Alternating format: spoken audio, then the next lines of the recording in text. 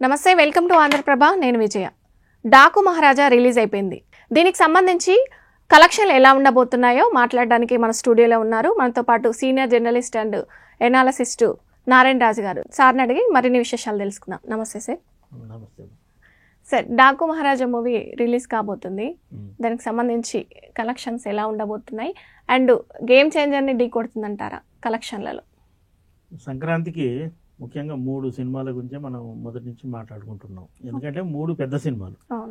ఒకటి రామ్ చరణ్ సినిమా, దాని కంటిన్యూటీ బాలకృష్ణ సినిమా డాకు మహారాజ్, నెక్స్ట్ వెంకటేష్ సినిమా. ఇందులో ఆల్రెడీ గేమ్ చేంజర్ సినిమా రామ్ చరణ్ సినిమా వచ్చింది. దాని ఫలితం ఏమిటో కూడా ఈ పాటికి అందరికీ స్పష్టమైంది. ఆ తర్వాత వచ్చిన సినిమా డాకు మహారాజు. డాకు మహారాజు మీద మంచి అంచనాలు ఉన్నాయి. ఎందుకంటే బాలకృష్ణ మంచి ఊపు మీద ఉన్నాడు, వరుసగా ఆయన సక్సెస్లు సాధిస్తున్నాడు. ఇప్పుడు ప్రజెంట్ ఉన్న హీరోలకు different modulation, different presentation Balakrishna నుంచి మనం ఎక్స్పెక్ట్ చేయొచ్చు. అది కాకుండా ఈ బాలకృష్ణను ఈసారి కొత్తగా బాబీ డైరెక్ట్ చేశాడు. బాబీ ఎవరంటే ఒరిజినల్గా ఆయన బహిరంగంగా కూడా చెప్పుకుంటాడు తను చిరంజీవి ఫ్యాన్ అని. డైరెక్టర్ చిరంజీవి ఫ్యాన్ అభిమాని అని చెప్పుకున్నప్పటికీ బాలకృష్ణ అవకాశం ఇచ్చాడంటే ఆ కథ ఎంతగా బాలకృష్ణను ప్రభావితం చేసిందో మనం అర్థం చేసుకోవచ్చు. సినిమా రిలీజ్ అయింది మంచి ఓపెనింగ్స్తో. మొత్తం 2 స్టేట్లో కాదు, విదేశాల్లో కూడా భారీ ఓపెనింగ్స్ వచ్చాయి. ఇప్పటికి మనకున్న ట్రేడ్ అంచనా ప్రకారం మొదటి రోజు దాదాపుగా 56 కోట్లు ఈ సినిమాకు వసూలు చేశాయి. అంటే మిగతా పాన్ ఇండియా సినిమాలతో పోలిస్తే ఈ అంక తక్కువ అని కొందరికి అనిపించవచ్చు. కానీ ఇది first Telugu cinema, pan India cinema కాదు. ఇతర భాషల్లోకి ఇది ఇతర అంటే కనీసం ఇంకా 4 లాంగ్వేజ్లో రిలీజ్ కావాలి. అలా కాలేదు, కేవలం తెలుగులోనే. బాలకృష్ణ సత్తా ఏమిటో ఈ 56 కోట్లు రెవెన్యూ తేవడం ద్వారా ఆయన నిరూపించుకున్నారు. సినిమా మీద పాజిటివ్ టాక్ ఉంది. బాలకృష్ణ గత సినిమాలతో పోలిస్తే కూడా ఇంకా బాగుంటుంది. చాలా సెటిల్డ్ పెర్ఫార్మెన్స్ బాలకృష్ణ చేశారు.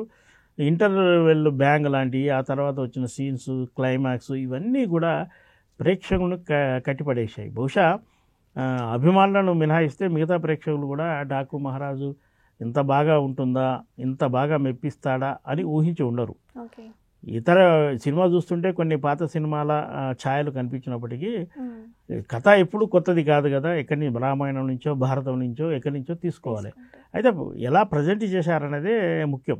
ఫ్లాష్ బ్యాక్ ఎపిసోడ్లో కావచ్చు, బందిపోటు దొంగలు కావచ్చు, ఏదైనా కానీ ఈ సినిమా మంచి ఓపెనింగ్ వచ్చింది. అదే ఊపు ఈ సినిమా ఖచ్చితంగా కొనసాగిస్తుంది. ట్రేడ్ అంచనా ప్రకారం ఈ సినిమా బాలకృష్ణ కెరీర్లోనే బిగ్గెస్ట్ గ్రాసర్ సినిమాగా నిలవబోతుందని మనకు తెలిసింది. ఓకే, అయితే బాలకృష్ణ ఒక ఎమ్మెల్యే అయి ఉండి హీరోయిన్స్తోని ముద్దులు హగ్గులని కొంచెం ఎక్కువ చేసినట్టు కనిపిస్తుంది సినిమా. అలా చేయొచ్చు అంటారా అసలు ఆయన ఒక ఎమ్మెల్యే పొజిషన్లో ఉండి? బాలకృష్ణ ఎమ్మెల్యే కంటే ముందు నటుడు. ఆయన ఒక కమర్షియల్ హీరో. థియేటర్లో ఆడియన్స్ బాలకృష్ణనే చూస్తారు, బాలకృష్ణ అభినయాన్ని చూస్తారు, హీరోయిన్లతోని సాన్నిహిత్యాన్ని లేదా రొమాన్స్ను చూస్తారు. ఆ విధంగా మీరు చూడాలి తప్ప బాలకృష్ణ బయట ఏమిటి. ఇప్పుడు అయితే అలా అంటే అతను 2 ఆడపిల్లలకు తండ్రి, తర్వాత శాసనసభ్యుడు, బసవరామ తారకం చైర్మన్గా సేవలు కూడా అందిస్తున్నాడు. ఇవన్నీ మీకు స్క్రీన్ మీద కనిపించవు. అతని బాలకృష్ణ హీరోగా నటించినప్పుడు ఒక సినిమా హీరో, ఒక కమర్షియల్ హీరో నుంచి ప్రేక్షకులు ఏం ఆశిస్తారు, అభిమానులు ఏదైతే సపోర్ట్ కొడతారో అలాంటి పెర్ఫార్మెన్స్ ఇవ్వాల్సిన బాధ్యత సగటు హీరో మీద. ట్రోల్స్ ఎప్పుడైనా ఉంటాయి. ఇప్పుడు ట్రోల్స్ నీకు వస్తున్నాయంటే ఆ సినిమా సక్సెస్ అయినట్టే దానికి నిదర్శనం. కొందరు ఈ ఫ్యాన్స్లో ఈ మధ్య ఎలా అయిందంటే ప్రో యాంటీ ఇలా 2 వర్గాల అభిమానులు ఉన్నారు.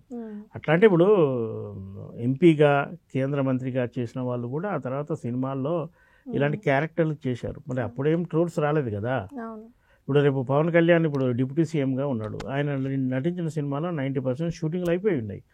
రేపు ఎప్పుడో అప్పుడు ఆ సినిమాలు కూడా ప్రేక్షకుల ముందుకు వస్తాయి. అందులో కూడా యంగ్ హీరోయిన్స్ ఉన్నారు. అప్పుడేం చెప్తారు? కాబట్టి సినిమాను సినిమాగానే చూడండి. అతను శాసనసభ్యుడు కాబట్టి డ్యాన్సులు చేయొద్దు ఇలాంటివన్నీ కాదు. ఇప్పుడు టోటల్ ఇండియాలో సినిమా వాళ్ళు రాజకీయాల్లోకి రావడం, చట్టసభలకు ఎంపిక కావడం, ఆ తర్వాత కెరీర్ కొనసాగించడం, ఇవన్నీ సహజంగా జరుగుతున్న ప్రక్రియ. దీన్ని మరో కోణంలో చూడొద్దు. కేవలం సినిమాను చూడండి, నచ్చితే మెచ్చుకోండి, నచ్చకుంటే ఎందుకు నచ్చలేదో మీరు ట్రోల్ చేయండి. దేనికి సంబంధించి అది అంటారు. అల్లు అర్జున్ బాలీవుడ్ ఎంట్రీ ఇస్తున్నారంటున్నారు, నిజమేనా? అల్లు అర్జున్ బాలీవుడ్ ఎంట్రీ గురించి ఇప్పుడే కాదు చాలా కాలంగా వినిపిస్తున్నమాట. పుష్ప 2 తర్వాత కొత్తగా వచ్చిన డిస్కషన్ ఏమి కాదు అది. నిజానికి పుష్ప 2 పాన్ ఇండియా సినిమాని మనం చెప్పుకుంటున్నాం కదా. పాన్ ఇండియా అంటే ఏమిటి?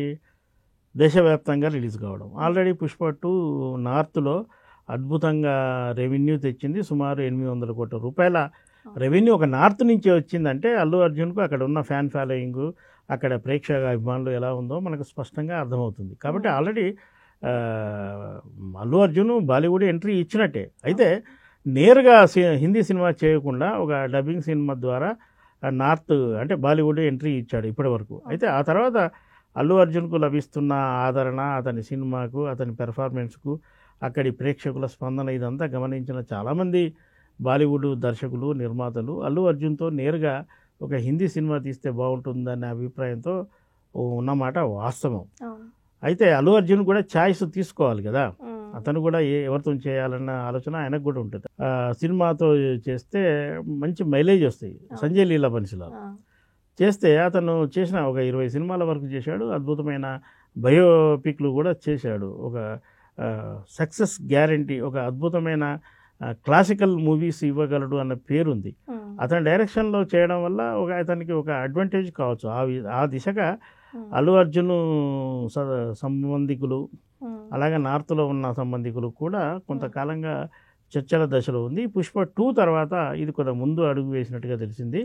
తాజాగా అతన్ని మన అల్లు అర్జున్ కలిసినట్టుగా కూడా సోషల్ మీడియాలో ప్రచారం జరుగుతుంది. దీనిపై కొంత స్పష్టత రావాల్సి ఉంది. బాహుబలి సినిమాల తర్వాత ప్రభాస్ కూడా ఇదే ప్యాటర్న్లో వెళ్ళాడు. ఆయన నేరుగా హిందీ సినిమాలే చేశాడు. దాని తర్వాత వచ్చిన సాహు కావచ్చు, ఆది పురుషు కావచ్చు, రాధేశ్యామ్ కావచ్చు, ఇవన్నీ కూడా హిందీ సినిమాలే. కాబట్టి ఒక కల్కి 2 హిందీ సినిమా, అది తెలుగు మేకర్స్ చేశారు కానీ అందులో స్టార్ కాస్ట్ చూడండి ఎవరుంటారు? అంతా వాళ్ళే ఉన్నారు, ప్రభాస్ తప్ప ఎవరున్నారు? అలాగా అంటే అదేం తప్పు కాదు. ఇప్పుడు ప్రపంచవ్యాప్తంగా సినిమా ఏమైందంటే ఏ భాషలో తీసినా కేవలం ఆడియో మార్పే అంతే. మీద సీన్స్ కానీ అన్ని బ్యాక్గ్రౌండ్ కానీ అన్నీ యాజ్ ఇట్ ఈజ్గా ఉంటాయి. కాబట్టి అల్లు అర్జున్ ఇంకా ముందుకు ఎదగాలి. ఒక పుష్ప 2 రేంజ్ దగ్గర 1800 కోట్ల వసూలు చేసి ఇండియా రికార్డ్ సాధించిన సినిమా అది. దానికంటే ముందుకు వెళ్ళాలంటే ఇంకో పెద్ద డైరెక్టర్తో సినిమా చేస్తే స్పాన్ ఎక్కువ ఉంటుందన్న ఒక మంచి ఆలోచనే. అది ఏ మేరకు కార్యరూపం దాల్స్తుంది అన్నది విషయం పక్కన పెడితే ఆలోచనను మాత్రం మనం ఆహ్వానించవచ్చు. ఓకే, ఉందని అంటున్నారు. అయితే అంటే బాలీవుడ్ ఎంట్రీ ఉంది, ఖచ్చితంగా సినిమా ఉంది, ఖచ్చితంగా. ఇప్పుడు ఒక మోస్తారు ఒక స్థాయి విజయాలు సాధించాక ఇంకా ముందుకు వెళ్ళాలని ఎవరైనా అనుకుంటారు. ఆ ముందుకు వెళ్ళే క్రమంలో పలు విధాలుగా ఆలోచిస్తారు కదా. అందులో ఈ చాయిస్ ఒకటి.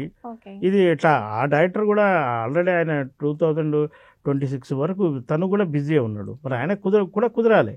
ఈ లోపు అల్లు అర్జున్ ఖాళీగా ఉన్నాడు. మరి ఈయన ఒక సినిమా చేయాలి. మరి ఆ సినిమా చేస్తాడా లేదా మధ్యలో ఇంకో సినిమా చేస్తాడా అన్నది స్పష్టత రావాలి. అల్లు అర్జున్ త్రివిక్రమ్లో మూవీ ఒకటి ప్లానింగ్లో ఉంది, బట్ అది క్యాన్సిల్ అయిందని వార్తలు వస్తున్నాయి ఈ ఇష్యూస్ మధ్య. దాని గురించి మీరేమంటారు? అల్లు అర్జున్ త్రివిక్రమ్ ఇది సక్సెస్ఫుల్ కాంబినేషన్. జూలై సినిమాతో మొదలై సన్ ఆఫ్ సత్యమూర్తి, అలా వైకుంఠపురంలో ఇప్పటివరకు 3 సినిమాలు వచ్చాయి. 3 ఒక వైవిధ్యమైన కాన్సెప్ట్తో ప్రజెంట్ చేశారు. ఈ మూడిట్లో అలా వైకుంఠపురం చాలా బిగ్గెస్ట్ హిట్, ఇండస్ట్రీ హిట్ అంటాం కదా, ఆ స్థాయిలో. బహుశా ఆ సినిమా తర్వాతే అల్లు అర్జున్కి కూడా మనం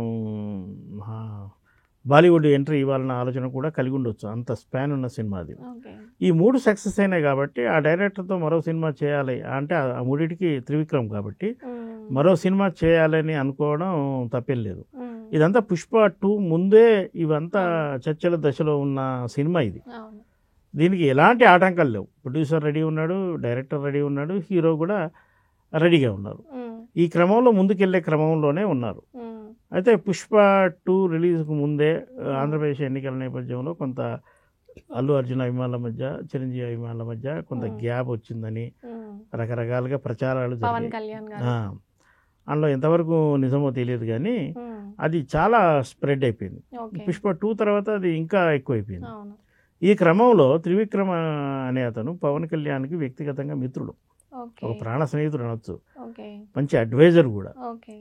అయితే అల్లు అర్జున్కు పవన్ కళ్యాణ్ ఫ్యాన్స్కి మధ్య కొంత గ్యాప్ ఉంది కాబట్టి త్రివిక్రమ్ తోని అల్లు అర్జున్ లేదా అల్లు అర్జున్ తోని త్రివిక్రమ్ సినిమా చేయకపోయి చేయకుండా ఉండే అవకాశాలు ఎక్కువగా ఉన్నాయని ఒక సోషల్ మీడియాలో ప్రచారం జరుగుతుంది, వైరల్ అవుతుంది. ఇది కావాలని క్రియేట్ చేశారా లేదా ఏదన్నా నిప్పు ఉంటేనే ఈ పొగ వచ్చిందా అనేది ఇప్పటివరకు తెలియదు. కానీ అటు పవన్ కళ్యాణ్ కానీ ఇటు అల్లు అర్జున్ కానీ అంత చిన్న విషయాన్ని కారణంగా ఒక కాంబినేషన్ విడిపోతుందని నేనైతే అనుకోవడం లేదు. కాంబినేషన్ కుదరకపోతే దానికి మరో కారణం అయి ఉంటుంది. అంటే సరైన కథ దొరక్కపోవడం కావచ్చు, లేదా మరో కారణం కావచ్చు. అంతే తప్ప ఈ అభిమానుల మధ్య వివాదం కారణంగా కాంబినేషన్ మిస్ అవుతుందని మాత్రం నేను అనుకోవట్లేదు.